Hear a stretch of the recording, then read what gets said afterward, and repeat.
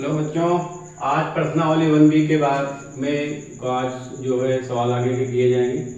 तो सभी बच्चे अपना कॉपी नोट लेके बैठ जाएं और बारिश बारिश एक के बाद एक जो है सवाल बताया जाएगा, उसको आप जो है कॉपी में नोट करते जाएं। बारे में सीखेंगे क्योंकि ये जो प्रश्नावली है इसमें परिमेय संख्या और अपरिमेय संख्या पर डिपेंड सवाल है। तो परिमेय संख्या और अपरिमेय संख्या जो हम सीखेंगे तभी आगे जो है इसमें जो सवाल है उनको सही से कर पाएंगे। तो देखिए, पहले परिमेय संख्या और अपरिमेय संख्या हम बता चुके हैं, लेकिन एक बार और देख लीजिए।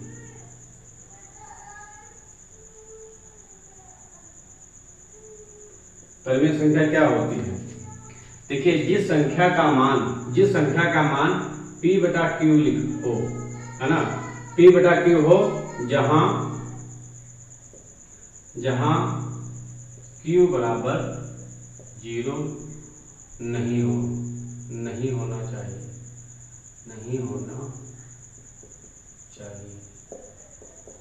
मतलब कि यानी कि जो q का मान है वो 0 अगर है तो वो परिमेय संख्या नहीं कही जाएगी। और परिमेय संख्या जैसे 4/5, 3/4, -7, 8/2, इस तरीके से सारी अन्य जो है आदि परिमेय संख्या होती है। कुछ परिमेय संख्या माइनस में होती है, कुछ प्लस में होती है, इसलिए उनको कहा जाता है धनात्मक परिमेय संख्या। और जिसमें चिन्ह लगा होता है माइनस का, उसको कहा जाता है ऋणात्मक परिमेय संख्या। अब हम बात करते हैं अपरिमेय संख्या की।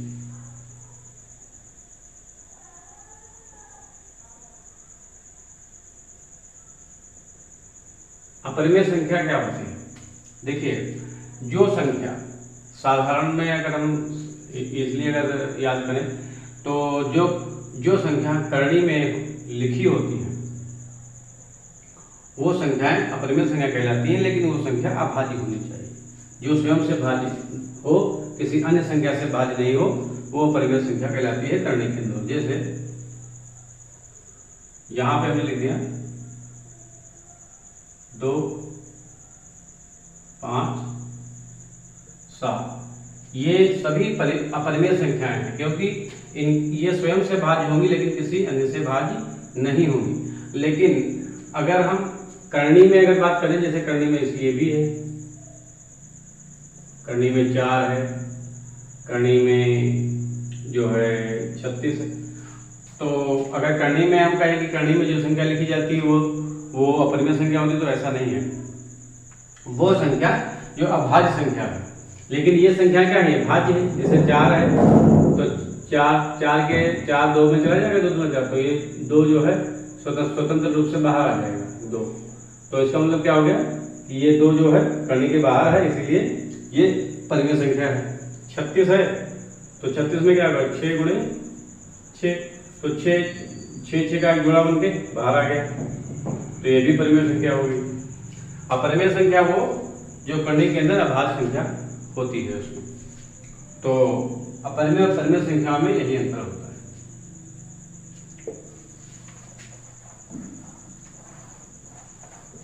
है नहीं? अब ये क्लियर कैसे हो परिमेय संख्या है कि नहीं है? तो इसीलिए सबसे पहले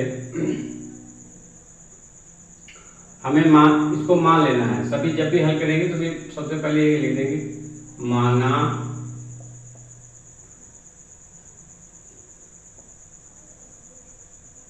तीन करणी में 3 एक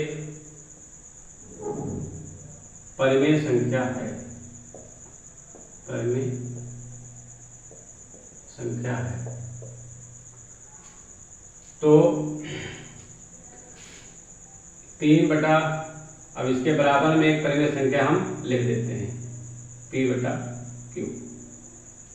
मान लिया कि एक परिमेय संख्या, तो अब परिमेय संख्या है कि नहीं है, तो परिमेय संख्या के साथ तुलना करने पर पता चलेगा कि परिमेय संख्या है या नहीं है।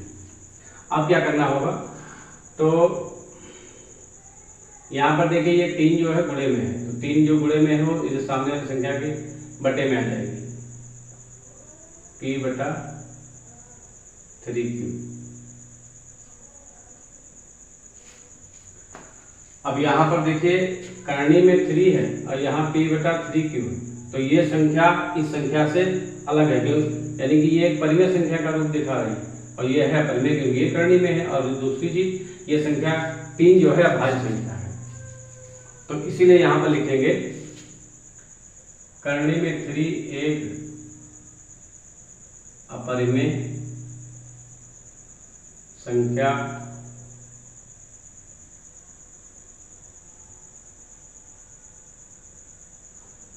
है तथा p/3q एक परिमेय संख्या है।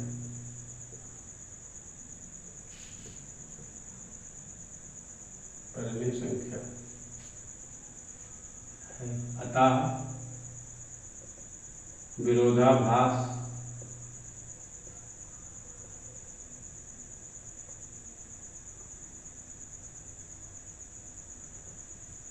के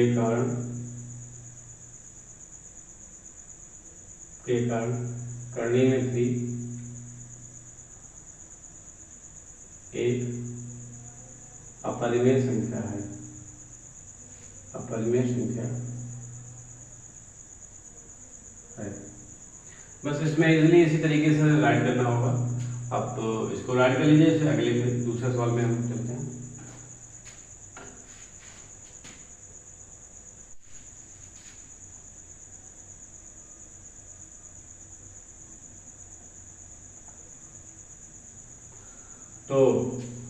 तो यहाँ पर लिखिए माना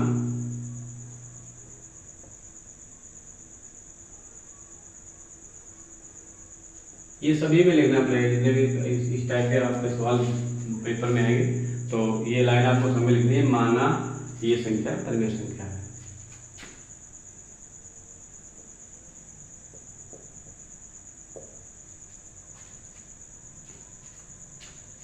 तुलना करके ही हल करना होता है, ठीक है। या इसको a/b भी लिख सकते हैं, a/b। अब यहाँ पर क्या होता है कि जैसे अगर मान लो यहाँ पर 1 है तो इसका उसका क्या हो जाएगा, मल्टीप्लाई हो जाएगा। तो यहाँ पर क्या हो जाएगा, b करनी में 5 बराबर a हो गया। अब दोनों जो संख्याएं हैं यहाँ पर लिखेंगे दोनों का वर्ग करने पर, दोनों पक्षों का वर्ग करने पर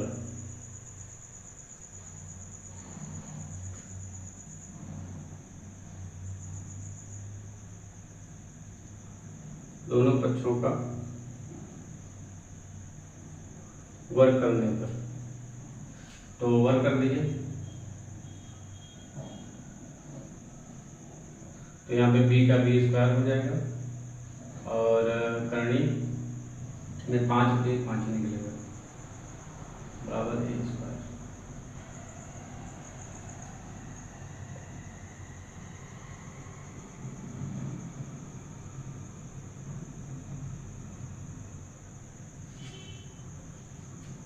स्क्वायर 5 दिया है और बराबर स्क्वायर दिया है, तो यहाँ पर देखिए जो अब यहाँ पर गुणे का निशान हो जाएगा, तो जो 5 है संख्या है a को क्या करेगी, विभाजित करेगी। तो यहाँ पर लिखेंगे b स्क्वायर बराबर a स्क्वायर बटा 5। तो यहाँ पर जो 5 संख्या है वो a को तो विभाजित कर रही है लेकिन b को कोई नहीं विभाजित करे, इसलिए दोनों में विरोधाभास है। b स्क्वायर तथा a स्क्वायर बटा 5 दोनों में विरोधाभास है, विरोधाभास है। अतः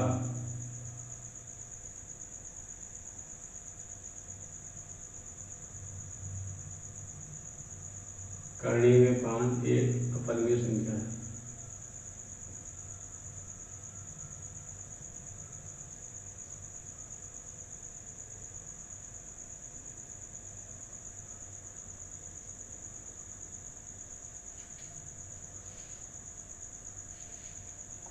बी स्क्वायर तथा ए स्क्वायर बटा 5 में तो विरोधाभास है, दोनों में विरोधाभास आता है, हम इसे लिख देंगे लास्ट में ये अपरिमेय संख्या है।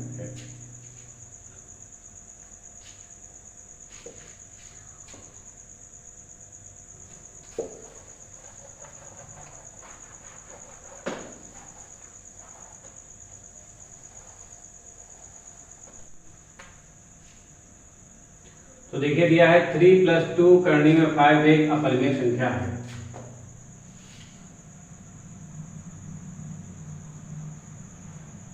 तो अब क्या करेंगे इसमें, तो माना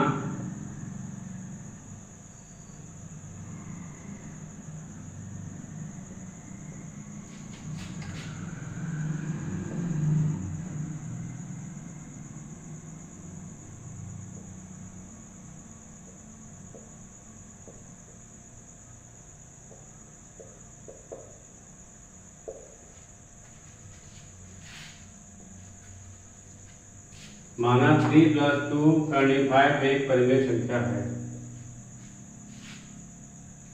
तो यहाँ पर लिखिए 3 + 2 करनी में 5 बराबर a बटा b। अब दोनों पक्षों में आपको एक तरफ परिमेय संख्या है और एक अपरिमेय संख्या है, दोनों की तुलना करनी है। तो क्या करना पड़ेगा, ये नंबर आपको ऐसे राइट करना है a बटा b, a माइनस का 3 इधर आ जाएगा,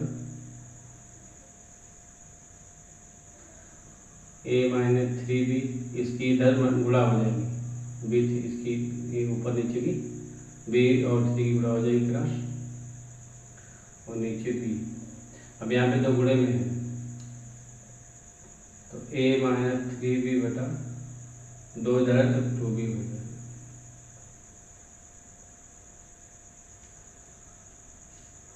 अब यहाँ पर आप देखिए एक तरफ करनी में 5 है, एक तरफ संख्या बटे में दी गई, तो दोनों संख्याएं ये परिमेय संख्या के रूप में आ जाती है, ये अपरिमेय में आ जाएगी क्योंकि ये संख्या इस संख्या से भिन्न है।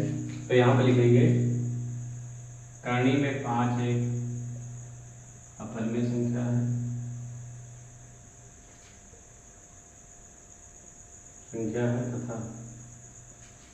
तथा a 3b बटा 2b एक परिमेय संख्या।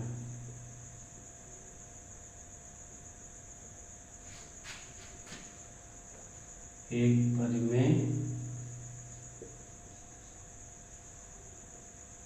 संख्या, एक परिमेय संख्या है।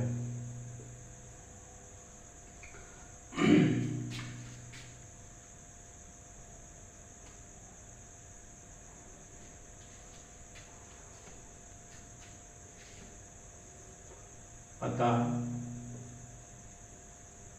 विरोधाभास के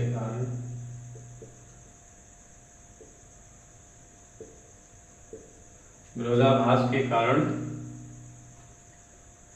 3 + 2 करनी में 5 एक अपरिमेय संख्या है।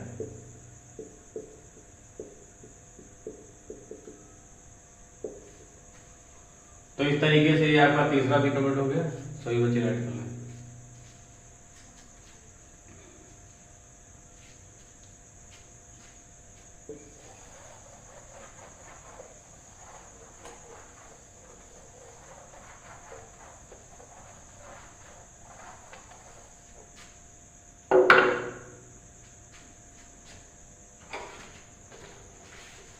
इसी क्रम में चौथा सवाल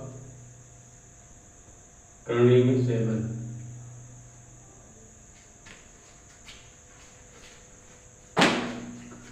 माना एक परिमेय संख्या है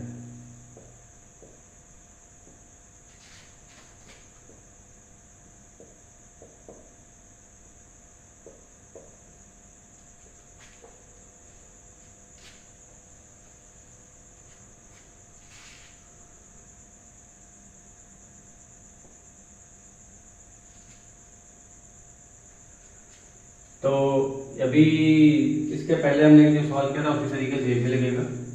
तो यहाँ पर लिखेंगे करनी में 7/a/b।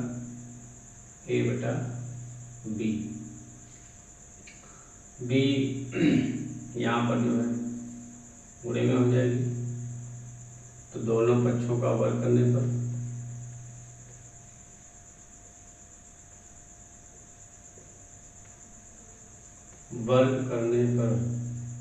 देखो जब एक नंबर दिया हो तो इसी तरीके से आप लिखना, वहाँ पर 7, 3, 2, 11, 13 कोई भी नंबर आ सकता है।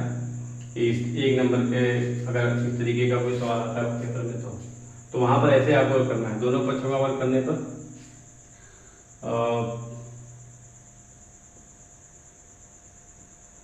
तो b²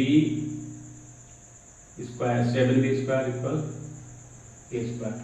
तो देखिए 7 यहाँ पर गुणे में है तो ये बटे में आ जाएगी। तो 7 जो है स्क्वायर को तो विभाजित करती है, लेकिन b² को विभाजित कोई भी नंबर नहीं कर रहा है, इसीलिए यहाँ पर विरोधाभास है। b² तथा a² का साथ में विरोधाभास है।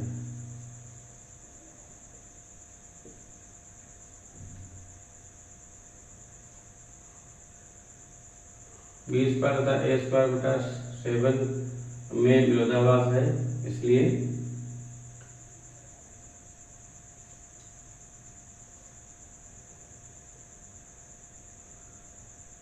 करनी में 7